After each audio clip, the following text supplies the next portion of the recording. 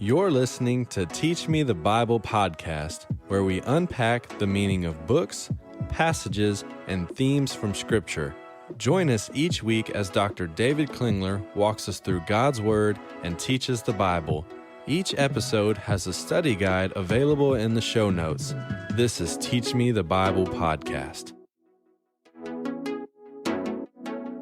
Well, hey, everybody. Welcome to Teach Me the Bible podcast. My name is Phil Porter. I'm alongside Dr. David Klingler, and we are walking through the Bible in a year, the story of God.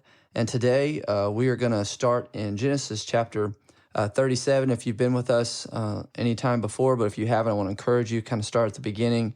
Helps the story, help you understand, kind of walk through it. And we're not too far along, but you can catch up at this point. And that's one thing that's really good. But if you want any other resources, you can always go on teachmethebible.com or download our app from the App Store, whichever one you want to do, whatever one you prefer. I know a lot of people put their phones or live on their phones, and so we have made it available as much as possible for you to learn the Word of God and for you to be encouraged daily. But today we're in chapter 37 of Genesis, walking through the story of God.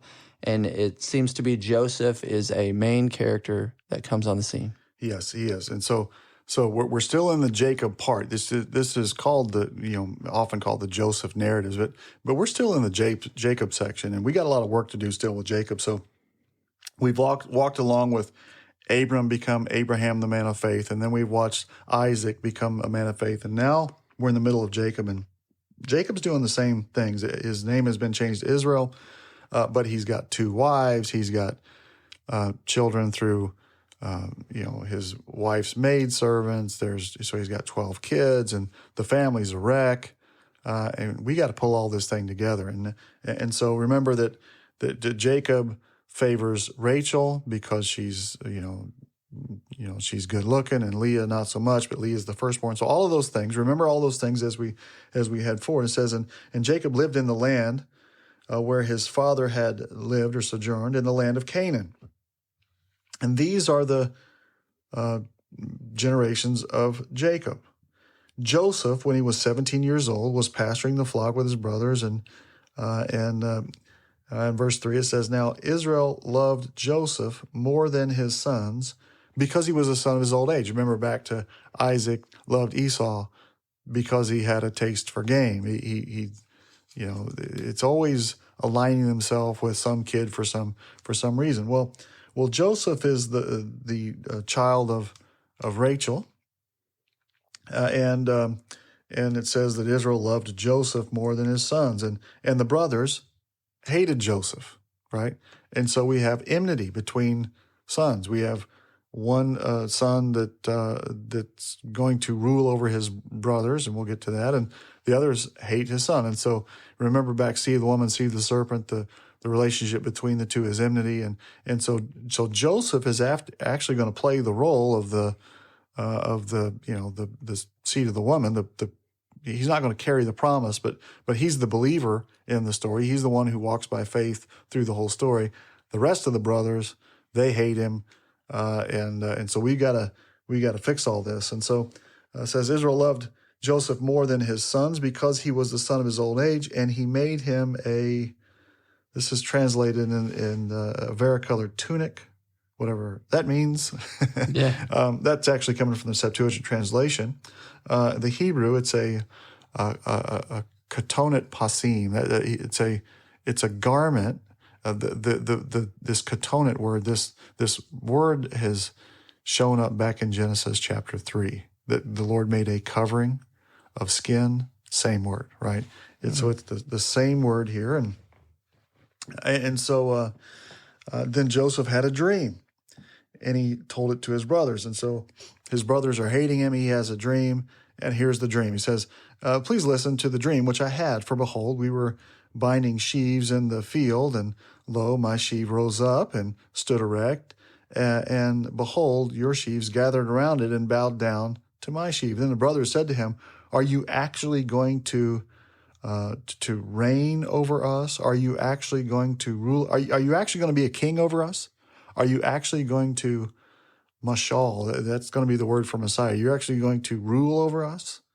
And so they hated him even more for his dreams and for his words. And he had another dream, and he related to his brothers. Lo, I have had still another dream, and behold, the sun and the moon and the 11 stars were bowing down to me. Now hold on to that imagery, because the sun and the moon and the 12 stars, this is going to be representative of the nation Israel. The 12 stars, the 12 sons, the sun and the moon, Jacob and his wife, and so the sun and the moon and the 11 stars were bowing down to me. And he related this to his father and to his brothers. And his father rebuked him and said, "What is this dream that you've had? Shall I and your mother and your brothers," see, there's the interpretation, "actually bow down before you to the ground?" Now, actually, in the story, they all do bow down to him in the story. So it actually comes to pass. And his brothers were jealous of him, but his father kept these sayings. He kept them in his, he remembered them, right? And so his brothers go out to pasture, and Israel said, are not your brothers pasturing in Shechem? Come, I will send you to them. And he said, I will go. And so Joseph goes out, and they sell Joseph. They were going to kill him. And then they say, well, let's just throw him in a pit and leave him. And then there's some Midianite traders that were passing by, and we were introduced to where the Midianites come from previously in the story, and they said, well, let's just sell him to him. And so they sell Joseph to him, and off he goes, and he goes down into Egypt, and he ends up down in Egypt, and we're going to catch up with him in Potiphar's house, right? So that's what's coming. And so they sell him. Then they slaughtered a male goat. They dipped it in blood, and they sent the covering, the coat, the tunic, back to the father, and they said, "Examine, please. Is this not the son of your son's tunic?" And he examined it, and he said, "A wild beast devoured him, and Jacob has surely been torn to pieces." And so we think that, or at least Jacob, Israel, thinks that his son is dead. And then the scene turns to Judah. You go, why does the scene turn to Judah? Well, remember why we're tracking this story. We're still tracking the promised seed. And so, it's like you watch a movie and you got all of these, kind of these two storylines that are going to come together. Here's what's going on. So it came about that Judah had departed from his brothers, and he went to a certain Adulamite whose name was Hira, and Judah saw there a daughter of a certain Canaanite whose name was Shua. And he took her, and he went into her, and she conceived. And so you're going, okay, you're trying to figure out, why do I need to know this? Well, remember back, Israel, Leah's first son was Reuben. He's off the list as far as the carrier of the promise. Simeon and Levi, they're off the list as far as carriers of the promise. And so next in line is Judah. Okay, and so Joseph's been, sold, to traders, and now the narrator turns back the camera to the promise and says, what's going on with Judah? Well, this is what's going on with Judah. He has 3 sons. He has the oldest, and then Onan, the second, and then Shelah, the third. And Judah took a wife for his firstborn. Notice it. This is in verse 6. It's firstborn. But Judah's firstborn. It's repeated. Firstborn, firstborn, firstborn. So is the carrier of the promise. And took a wife. Judah took a wife for his firstborn, and her name was Tamar. So remember, a promise to the man is a promise to the woman. Mm-hmm. And so, we're seeing if this promise is now being carried by and Tamar, and so it's gone down this trail. And so Tamar is now a rightful carrier of the promise. But Judah's firstborn, was evil, so the Lord killed him. You go, okay, now wait a second. We got a problem here. If the promise is now to Judah, and it's not looking good with Judah because he doesn't seem to have any regard for the promise, and his firstborn was and was married to Tamar, and then dead, where's the promise? Well, it resides with Tamar. But who's going to provide the seed for Tamar? And Judah said to Onan, "Go into your brother's wife and perform the duty of the brother-in-law." This was if your brother dies, your duty was to raise up descendants for your brother. Onan, he doesn't do it, and it was displeasing in the eyes of the Lord, and so the Lord kills him. And this is not looking good. This kind of, we're heading down kind of a dead-end trail here, and so next up is Shelah. Well, Judah would not give Shelah, his youngest, to Tamar. And so you're going, well, what happens now? Then Judah said to his daughter-in-law, "Remain a widow in your father's house until my son Shelah grows up." And so it's time for his son to grow up, and he won't honor his pledge. And then Judah's wife dies, and so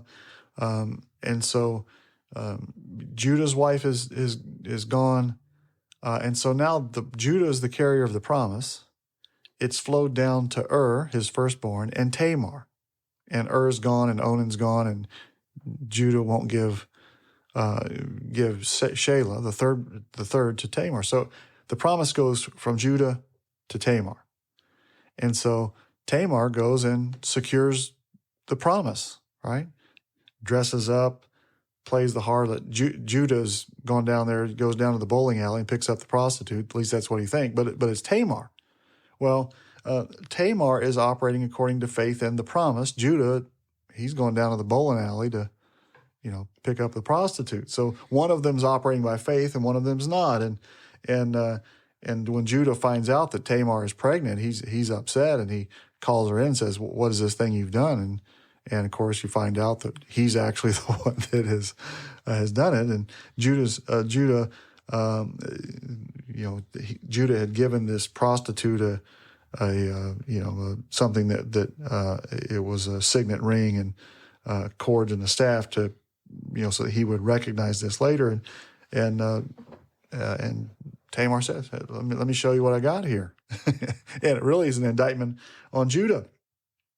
And so Tamar has twins, and it came about when she was giving birth, she had twins. Moreover, it took place that while she was giving birth, one put out its hand, and the midwife took and tied a scarlet thread on his hand, saying, "This one came out first." So this is the firstborn.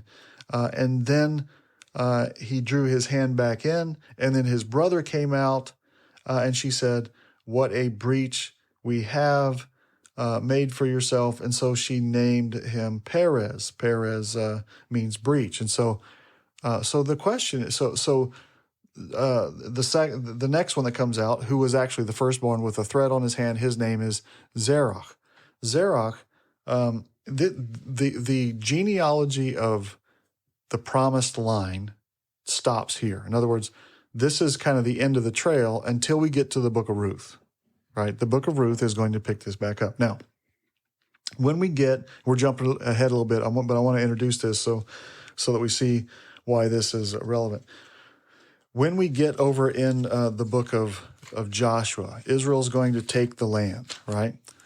They're taking the land, and when they send out spies to spy out the land, the spies go and they stay at the house of Rahab. And we'll get this when we get to the book of Joshua, but I want to just introduce this. Israel wins at the battle of Jericho, but they go into the next battle, which is the battle of Ai, and they're defeated. And Joshua seeks the Lord and says, "What's going on here?" Well, what has happened is that one of the men, has taken things under the ban that they weren't supposed to take. So he is brought out. They cast lots to see who this is. And it turns out this person is from the tribe of Judah, from the line of Zerah. There's our connection. And he is brought out, and he is It says, and all of Israel stoned his family, stoned him and everything that he had with stones, and they burned them with fire, and they stoned with them stones. All that was to him was brought out and destroyed. So apparently the carrying of the promise as well. And so now the promise has gone all the way back up through the line of Zerah back to Perez. And so King David is going to be a descendant of Perez, and that's the genealogy of the book of Ruth. And so these stories that are being told, even here, you're going to see them play out later in the story. And so you can't just read an individual chapter or even an individual book. You got to keep the story going, because the things that, just like a movie, the things that are introduced in this scene, you're going to see play out. They're going to be relevant later in the story. Does that make sense? Mm-hmm. Okay, so Judah has a twin sons through Tamar, and there are Zerah and Perez, and so we're going to keep an eye on them.